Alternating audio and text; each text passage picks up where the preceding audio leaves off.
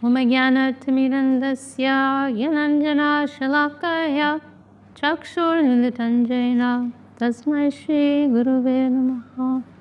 So we want to offer Dandavat Pranams with love and affection to all the assembled Vaishnavas, sincere seekers, beautiful souls all over the world. It's such a privilege to connect with an amazing international group of seekers. And we're in Christmas time, right? Christmas period. I'm in South India right now, where there are actually quite a lot of Christians in South India. So you do see some, it's not as much as you'll experience in the West, but there's still quite a strong Christmas element here. Although it is blazing hot, which makes it quite different from the conventional idea of Christmas. And we can mention, right? We can mention the beautiful example of Jesus. Our Gurudev, Srila Govinda Maharshi, had a lot of appreciation for Jesus, and especially in particular, our Gurudev mentioned how he embodied the principles of humility, tolerance, and respect, right? Which Sri Chaitanya Mahaprabhu speaks about in his Shikshashtakam verses, which are discussing the glories of chanting and the holy name. And then the third verse, which many of you know, our Gurudev Srila Govinda Maharsh was always speaking about this verse, Junada pi sunichena tadoriva sahishnuna amanina manadena kirtaniya sadahari. One who is more humble than a blade of grass, more tolerant than a tree, who gives all honor to others without expecting it for themselves. Such a person is qualified to chant the holy name of the Lord, right? And this teaching is given by our gurus that to really, genuinely, authentically enter into the chanting of the holy names, engage in real kirtan, a wholesale transformation of consciousness, purification of the heart is required. And these three qualities in particular will help to effect that transformation, right? And make us fit to receive, right? I was just discussing with my mother, Divya Shardi, this expression our Gurudev used to make a lot, very beautiful. We must make our hearts fertile, right? But we can think of the holy name or connection with divinity in general as like a seed, right? We can think of this connection with the holy name as like a seed, and we receive that seed from our teachers, from our gurus. But then with any seed, there has to be some fertile soil, right? There has to be some supportive conditions to enable the sprouting and growth and ultimate blossoming of that seed, right, into a beautiful flower and fruit. And so this is what's very interesting, right? Because the wealth is there, the gift is there. We just have to be proper receivers of that. We have to create proper conditions for that wealth to be able to manifest, right? And so this verse from Lord Chaitanya on these principles is telling us what conditions of the heart are necessary for that seed of the glories of the holy name to be able to reveal themselves, to manifest, right? So those principles, humility, tolerance, and respect, and I mean, that's a whole, discussing these that's a whole discussion in itself, right? The respect, that includes love. I'd like to think of it like that. Love, respect, and love for all. Love, honor, respect for all. Tolerance actually means compassion, empathy, right? That's how Srila Bhaktivinoda Thakur, our Guru Bhakti Vinod, he has to explain that principle. When I read that, one of his articles, it was revolutionary for me, made it so much easier to try to practice. Tolerance means compassion, right? Compassion for others. Humility means recognizing our position within the whole, right? Finding our place, not that we're at the center and we are the whole or the center of the whole, but we were one part of the whole, feeling our place and feeling that beautiful humility that comes as a result, right? So anyhow, that's a whole topic in itself. But this is what our Gurudev appreciated about Lord Jesus, that he's beautifully exemplifying these principles that are discussed by Chaitanya Mahaprabhu. And in particular, our Gurudev mentioned, right, Lord Jesus, what was, after Jesus was mistreated so nastily by his so-called followers and betrayed and so on, what was it what was his prayer? Forgive them, Father, for they know not what they do. My God, forgive them, Father, for they know not what they do. What an example, what an extraordinary example of love and compassion, tolerance, respect, humility, and so on. And another very interesting comment about Jesus that our Param Guru, our grandfather Guru, Srila Sridhar Maharaj, mentioned was in regards to Judas, right? That,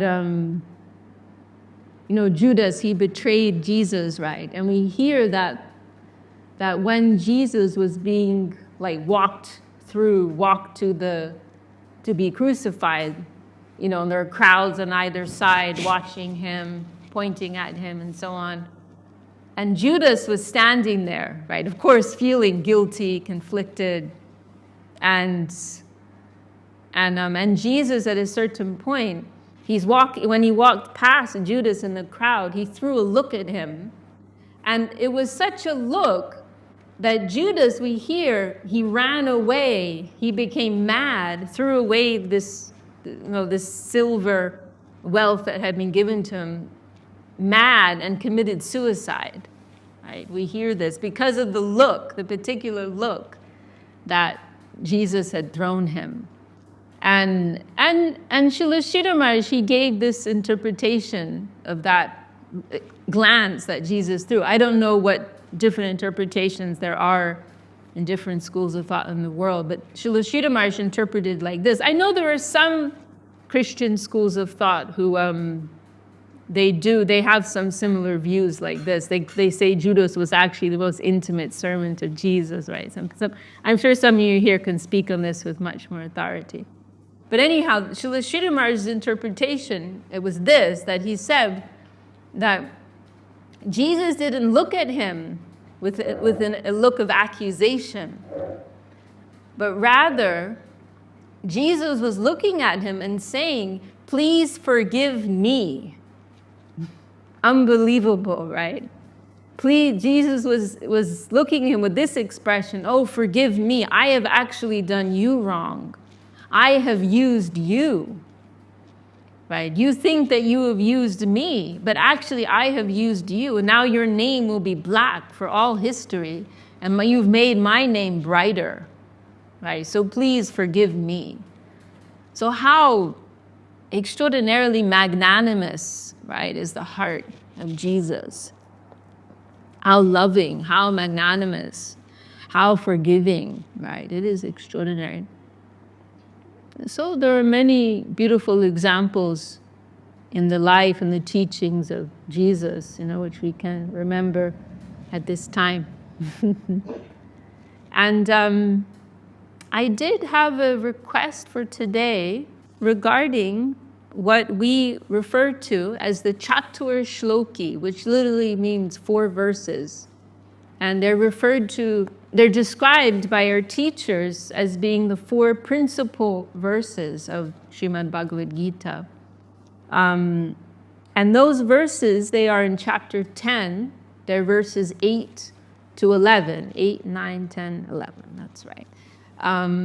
And so it's wonderful, of course, to meditate on these verses. And we're also very privileged because our grandfather Guru, the Guru of our Guru, Srila Sridhar Maharaj, and this edition of Bhagavad-gītā is based on his explanations of Bhagavad-gītā.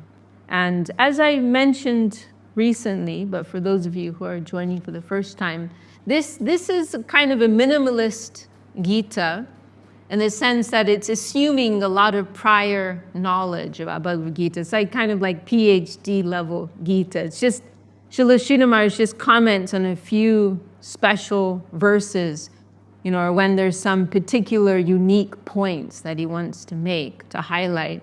But otherwise, he doesn't give any, general explanations of any of the verses, just a few key points. are highlighted here. And one of these is in regards to this Chatur Shloki, these 4 principal verses. And his explanations are extraordinary. And we, sometimes people will ask, why are you in this mission, right? Nowadays, there are so many different organizations that are propagating the message of Lord Chaitanya Mahaprabhu, right? In the line of Krishna consciousness, bhakti yoga. There are many different missions. The most prominent, big, well-known is that of ISKCON, right? The International Society for Krishna Consciousness. But of course, there are many, many others. And so some persons may ask, why are you in this particular mission? Our mission, Shri Chaitanya Saraswat Mat, founder, Srila Sridhar Maharaj. Why are you in this particular mission? This is, I would say, one of our principal reasons, the unique wealth, the unique spiritual wealth that has come from the heart of Srila Sridhar Maharaj, right? Very unique explanations about the science of Krishna consciousness, the science of bhakti, devotion.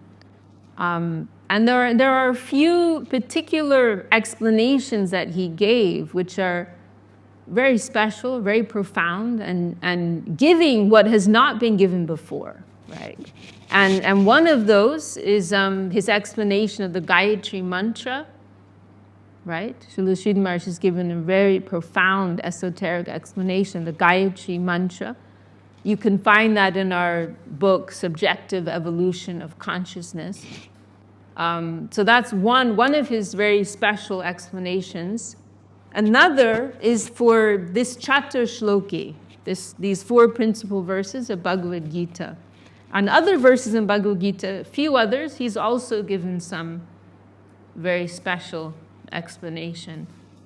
So we can look at this Chatur Shloki now.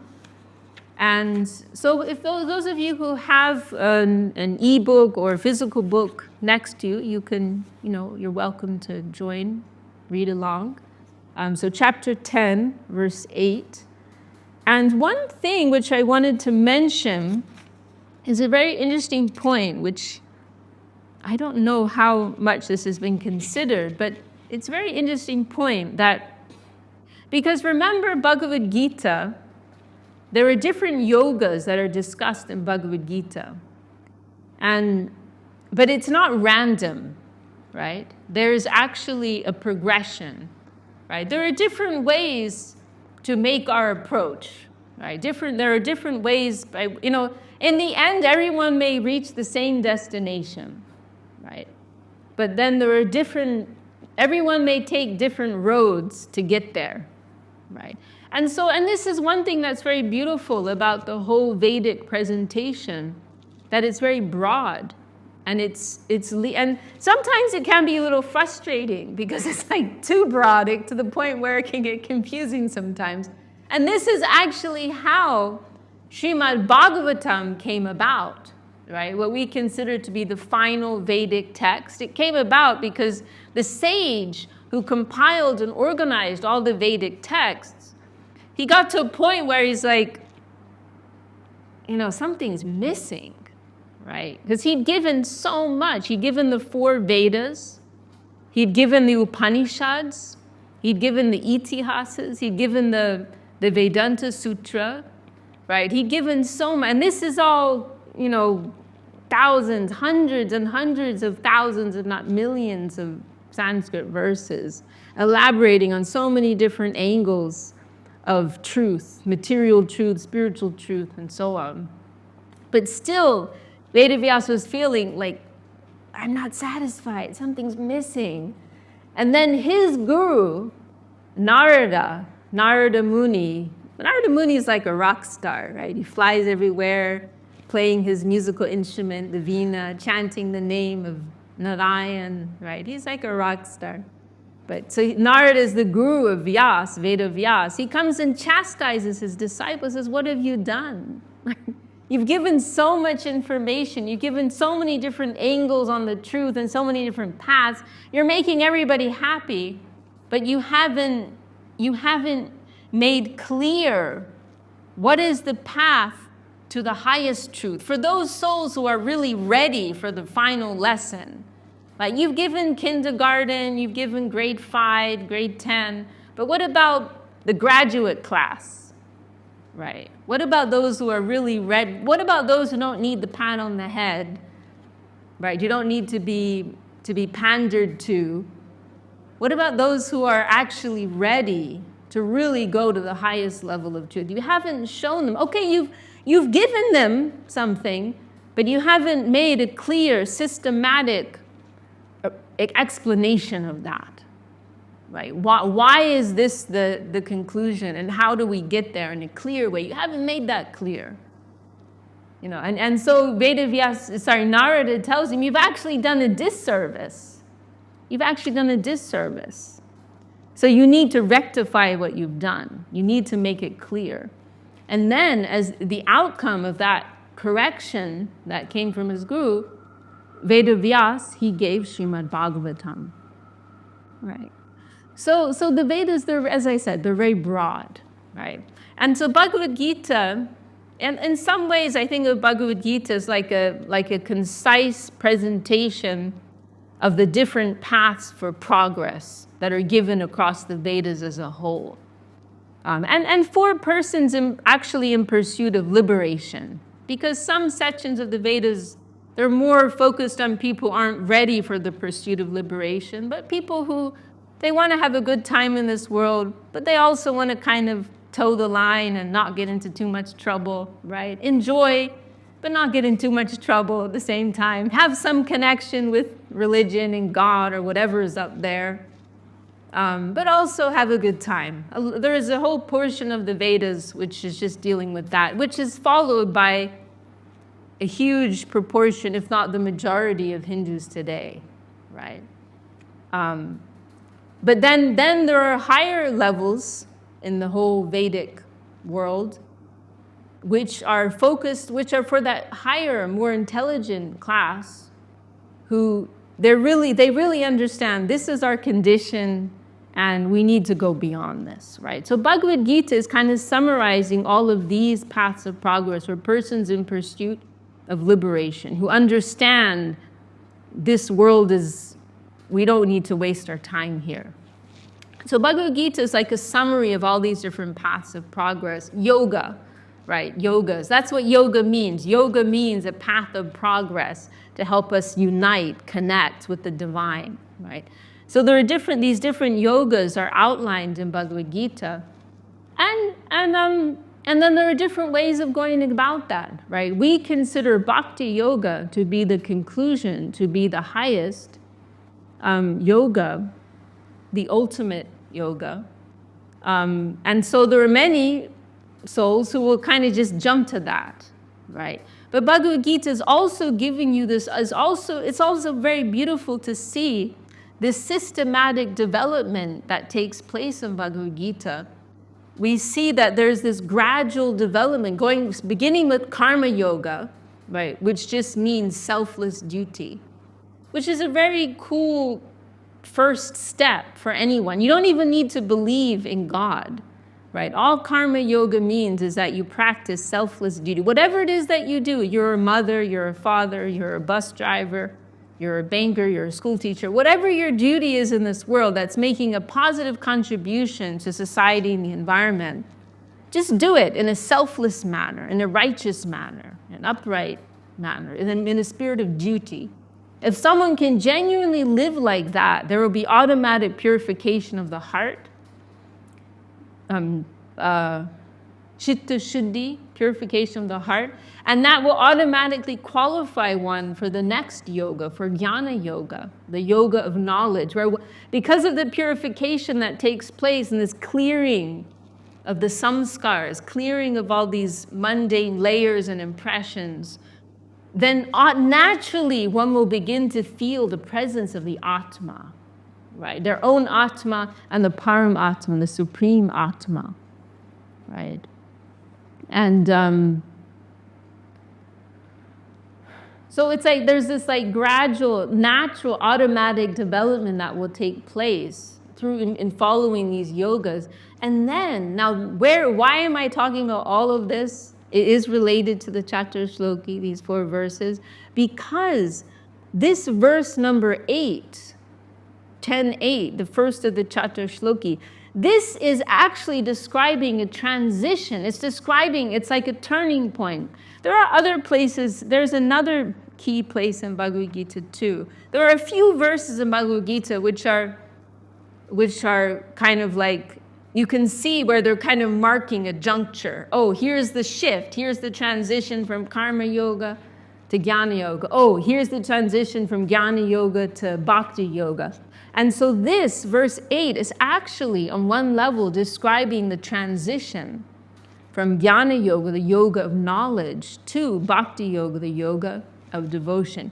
And I will also mention here that the only thing that's actually required in this progression through the yogas is a sincere heart, right? One can practice any one of the yogas with a sincere heart. And if they do that, they go in, and this is why, I can never agree with spiritual dabbling, right? Because if you really want to of course we can do it and just understand the limitations of what we're doing, but we can't do that and expect to make substantial advancement, because we really need to understand limits. I'm following this path all the way through with my full sincerity, and then I'll see where there's a bridge to something more developed, right? And so what's required is sincerity, right? And so if one picks up any one of the yogas with sincerity, then God in the heart, the divinity in the heart, will guide them to the next level, right? The only obstruction in all of this is when there's ego, right? Ego is something that is like a weight. It's like a filter. We cannot see clearly. But if we sincerely, like someone told me, someone asked me, it was a few years ago, we're celebrating Krishna as the original divinity. And someone was telling me that they have this devotion for Lord Shiva, right? And I said, and they told me that they really just want to worship Shiva. And I said, that's beautiful, and we also worship Shiva, I can also mention. We see Shiva as a supreme devotee, bhakta of Krishna, right? Shiva is very complicated. He's also seen as a special type of avatar of Vishnu. It's a very complex tattva to understand. And so they asked me, so what do I do with this? I'm really just attracted to Shiva. And I said, that's beautiful. Worship Shiva. I'm not going to tell you not to worship Shiva. That's wonderful you have devotion for Shiva. Then worship Shiva.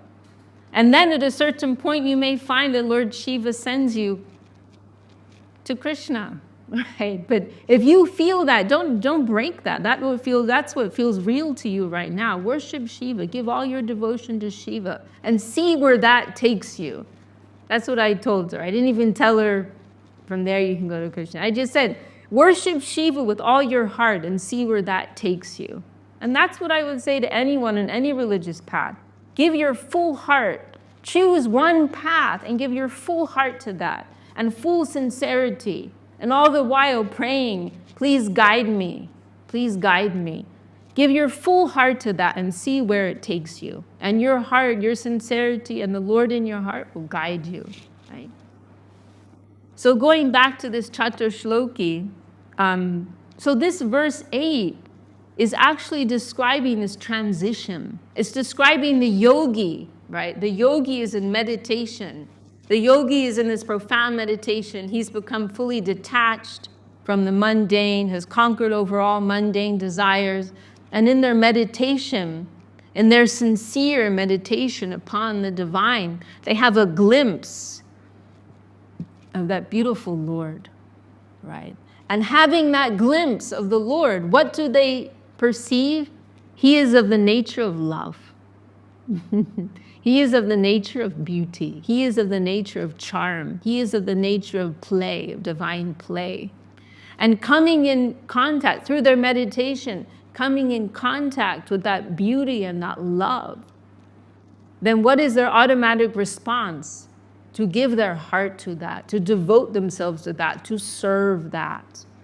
right? So this is what's being described in this verse 8, and this is the natural transition from the yoga of knowledge to the yoga of love, right? And this is where real knowledge should take you. Real, true knowledge, the real end of knowledge is love, actually. And as Srila Sridhar Maharaj said, knowledge, when it's properly situated, is the minister to love, to devotion, right? There's this beautiful pastime in Lord Chaitanya's life in this world. It's described in the text Chaitanya Bhagavat. And there's this very proud scholar, right, Keshav Kashmiri.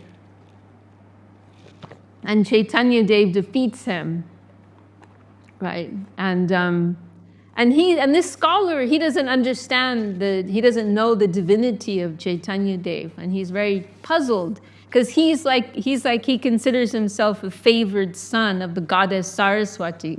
Saraswati is the goddess of knowledge, and he has all these blessings from goddess Saraswati, which make him supreme as a pundit, as a scholar, and so he's bewildered. Like, what happened?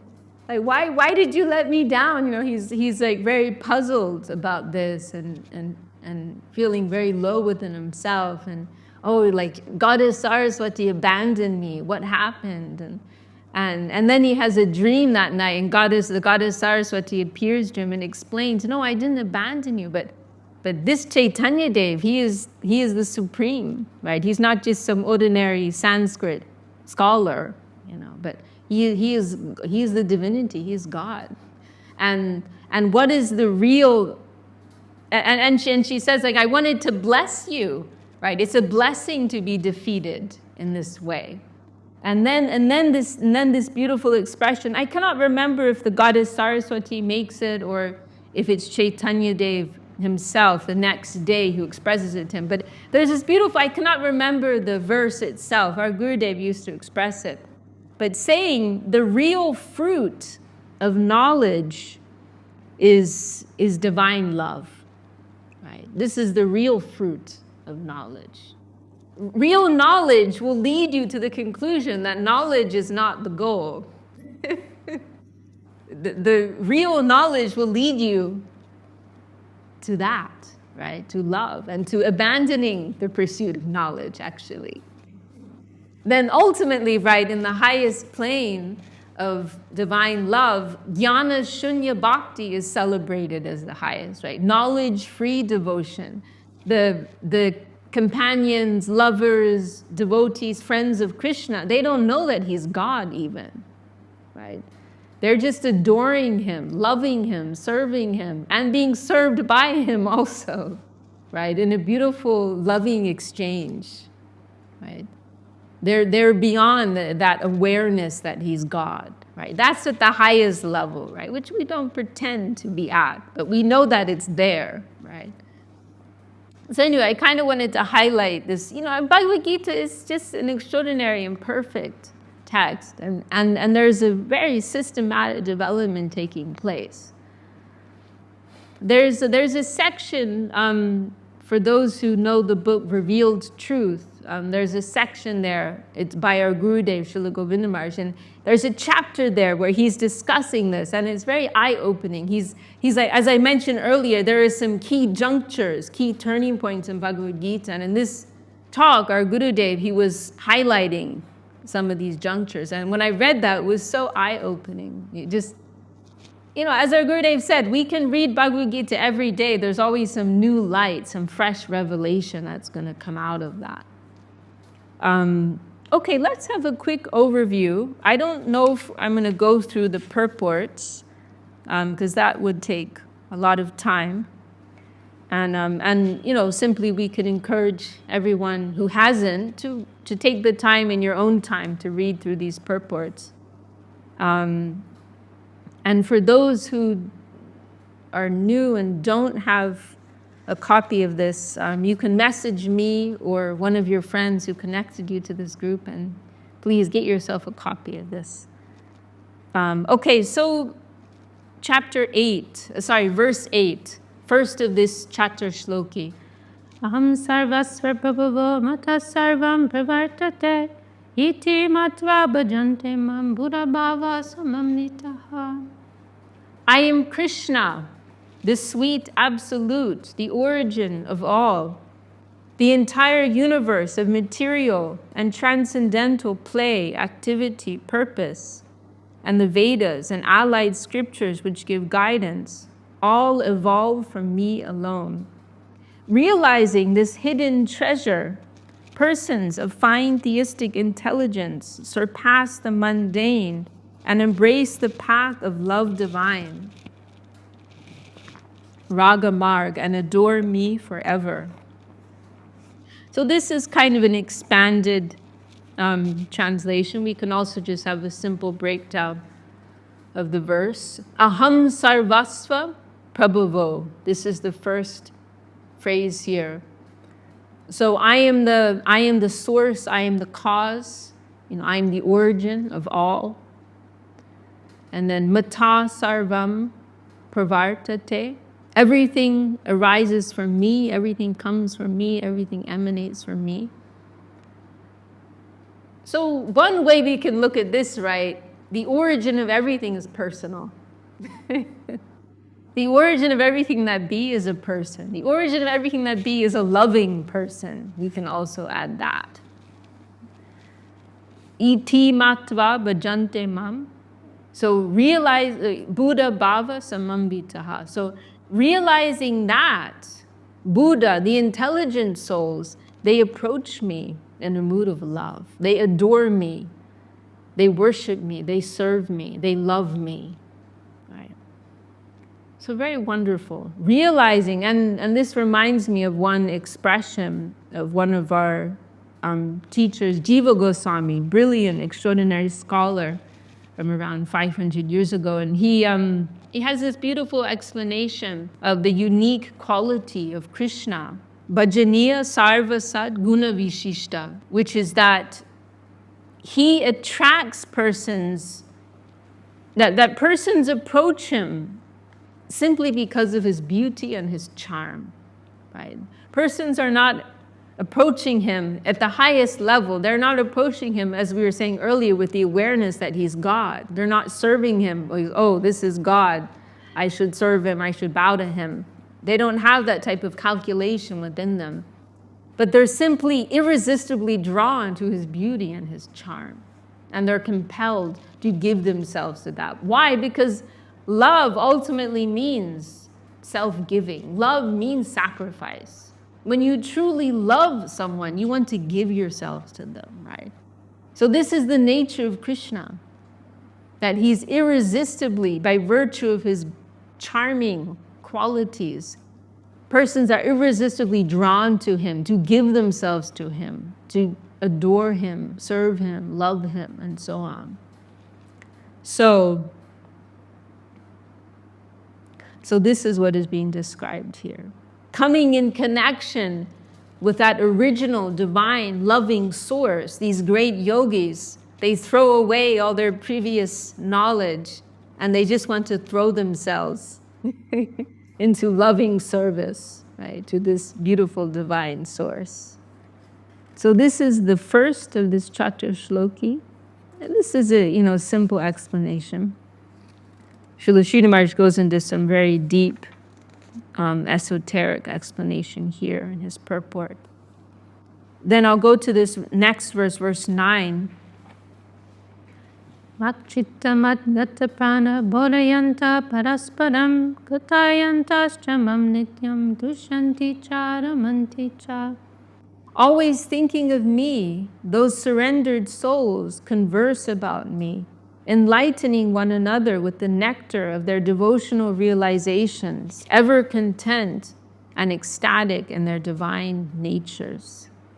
Very wonderful verse, and there are a few very interesting points. One thing that I appreciate so much about this verse, it's something that perhaps we may not find so much in conventional scripture, which is that we're hearing about the relationships that the devotees have amongst themselves, right? More often we hear about the relationship that an individual devotee has with God.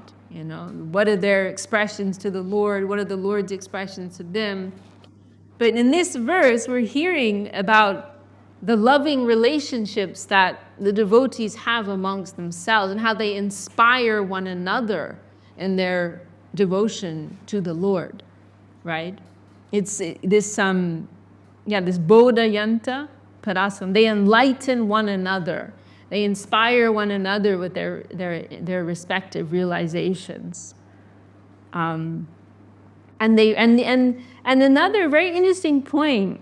This was made by Srila Sridhar Maharaj discusses this, and there is also one nice article by a godbrother of Srila Sridhar Maharaj on this point, actually about Srila Sridhar Maharaj, which is that, because it's saying here, right, tushyanti cha ramanti cha, and there are some quite fine layers drawn out here, which I won't go into now, but you can read in the purport.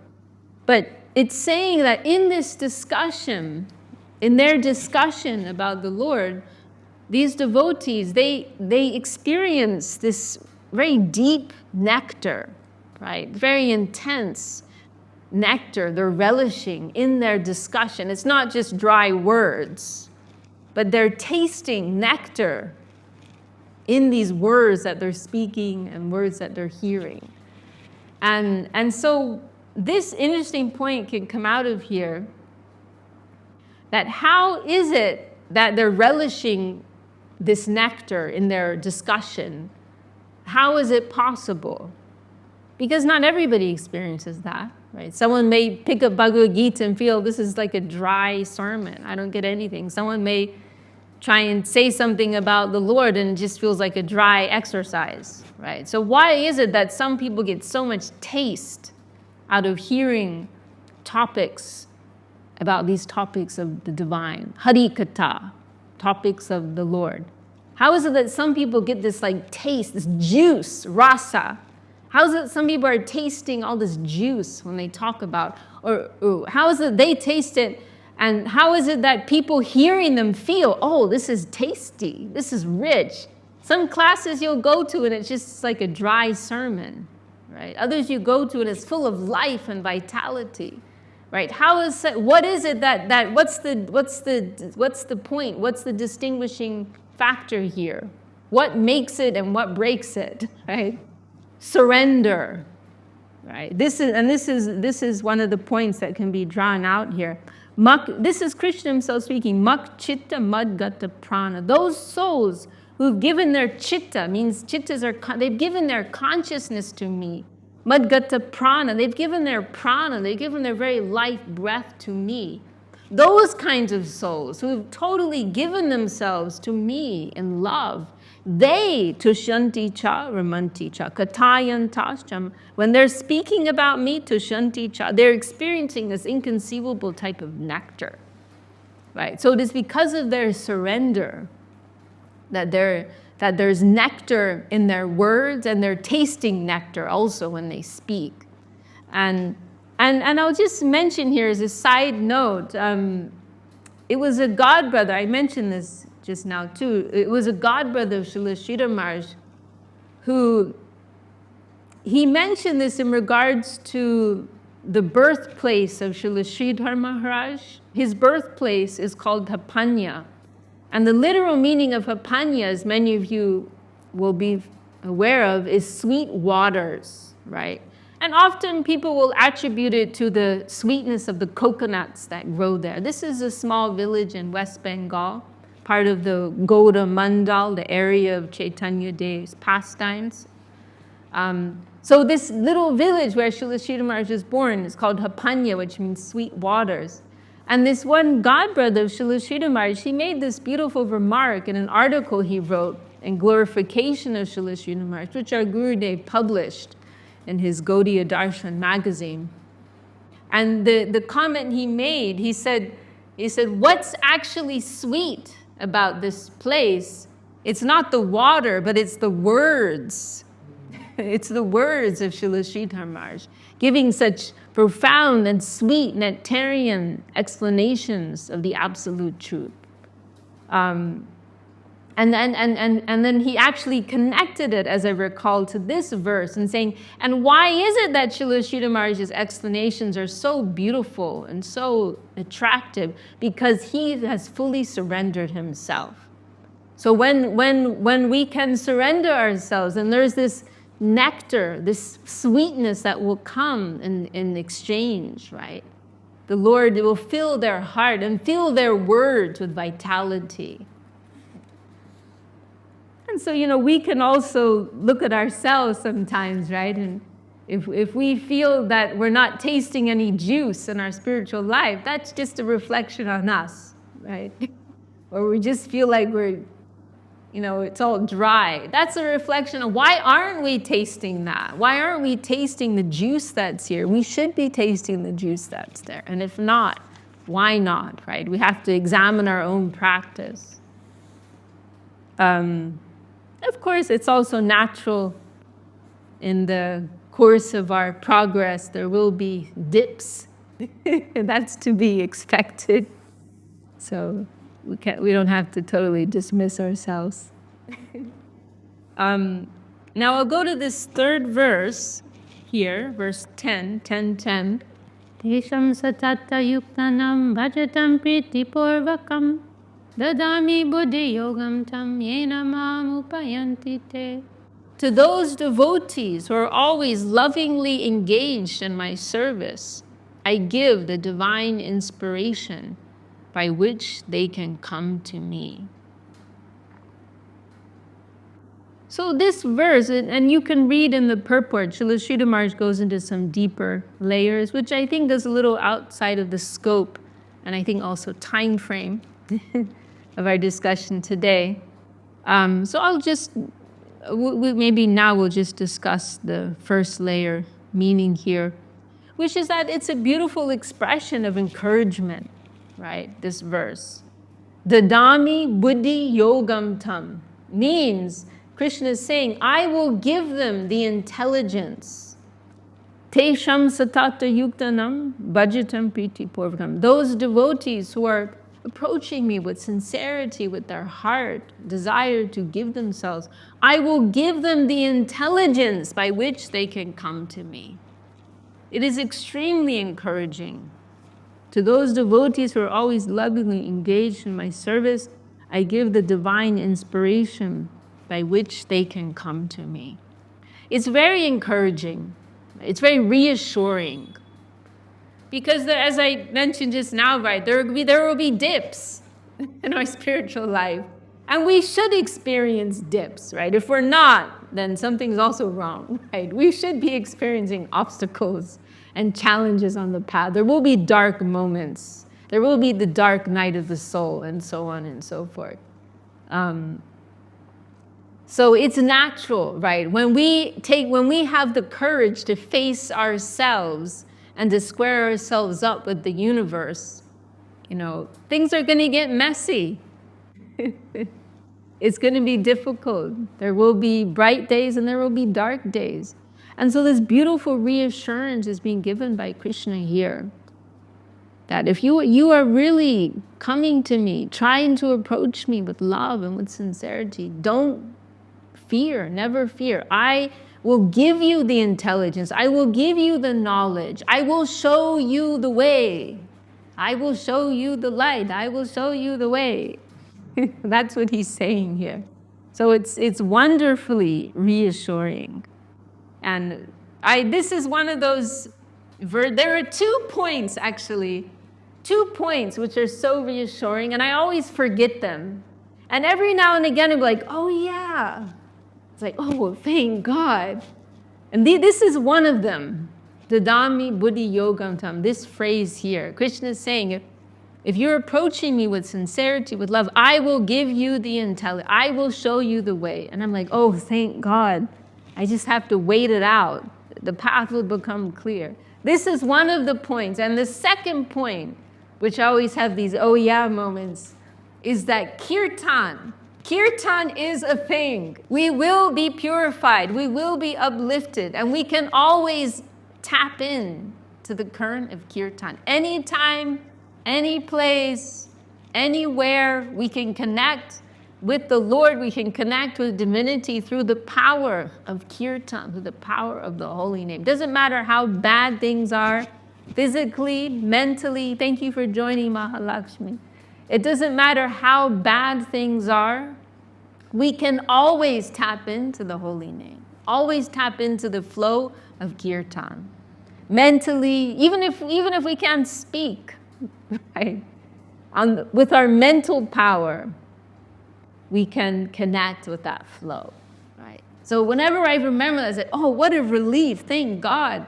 Sometimes we can look at ourselves and feel like, oh my God, I'm just drowning in this ocean of shortcomings. How am I ever going to make advancement? And this is the thing, when we actually do start making advancement, it's like a lid gets lifted and we start seeing all the different points, that we need to work on. So it can get very overwhelming at times. But then we remember, oh yes, the holy name is there. This is the great gift of this age. Anytime, any place. And this is the thing, right? Anyone who has experienced kirtan, they'll all testify to the transformative power of kirtan, right? How powerful it is, how purifying it is, how uplifting it is, how real it is, right? We feel we're connecting with this current, real, tangible current. So this verse, very reassuring, very encouraging. Now we can go on to verse 11, the last of this Chatur Shloki. Te sham evanu kampartam aham agyana jam tamaha nashayam yatmabhavasto jnana dipena basvata. Out of compassion for them, I, situated within the hearts of all living beings, dispel the darkness of ignorance with the radiance of knowledge. So this is the general explanation of this verse. And then Srila Sridhar Maharaj, he gives another interpretation also of this verse. This is the second translation.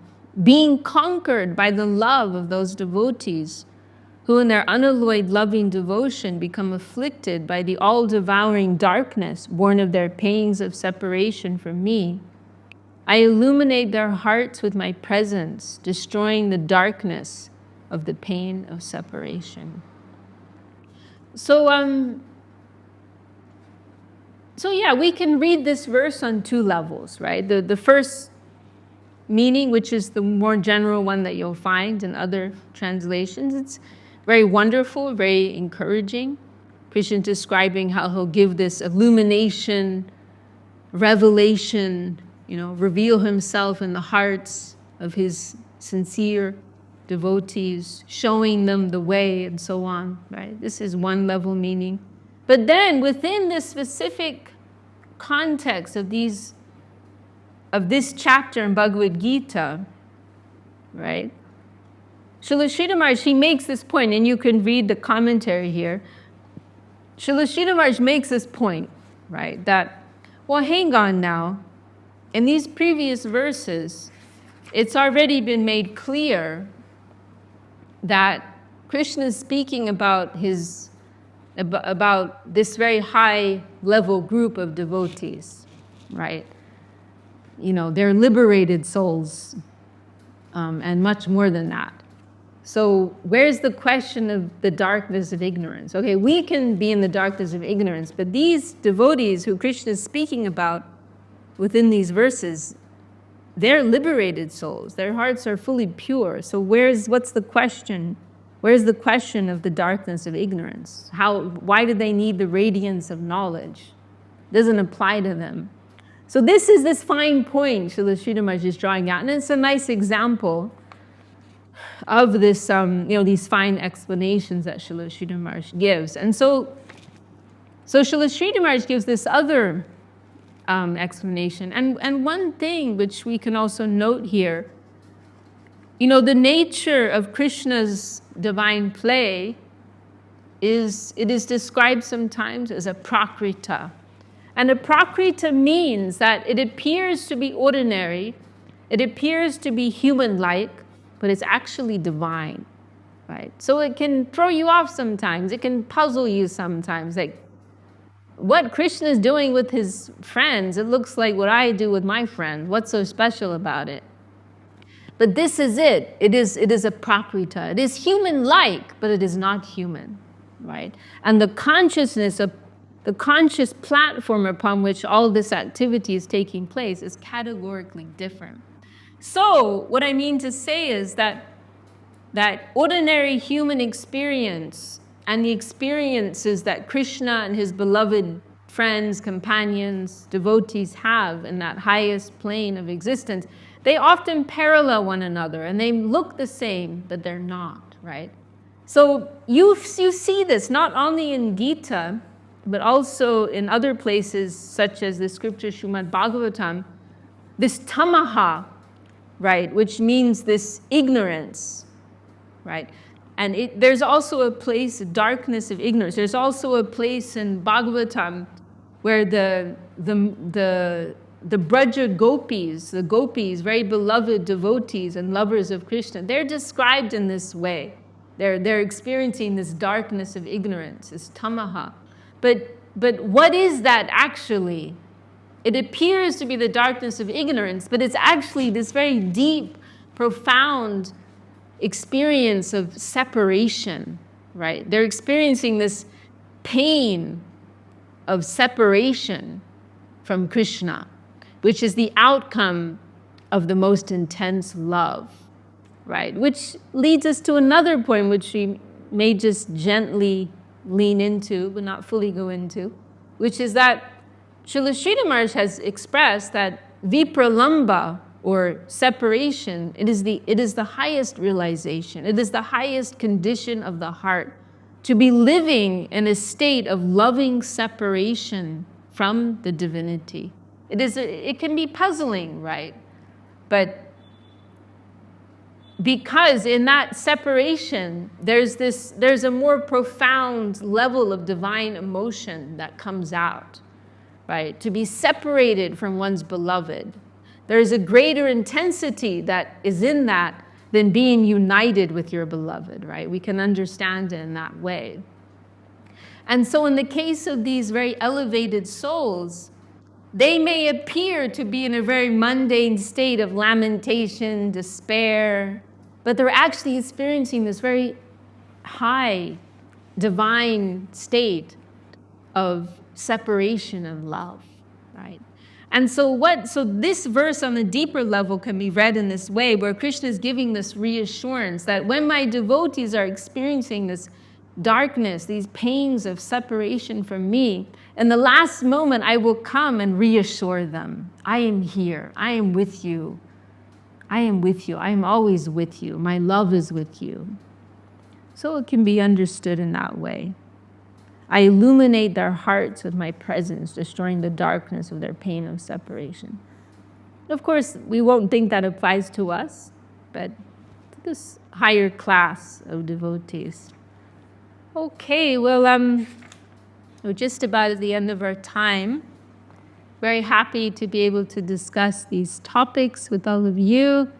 And let me change our view here. Let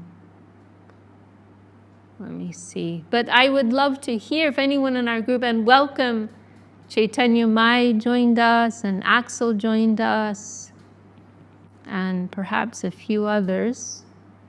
And would anyone like to share any thoughts before we close for today? Mm-hmm. Vishaka, I just had a few thoughts, if it's okay. Yes, please.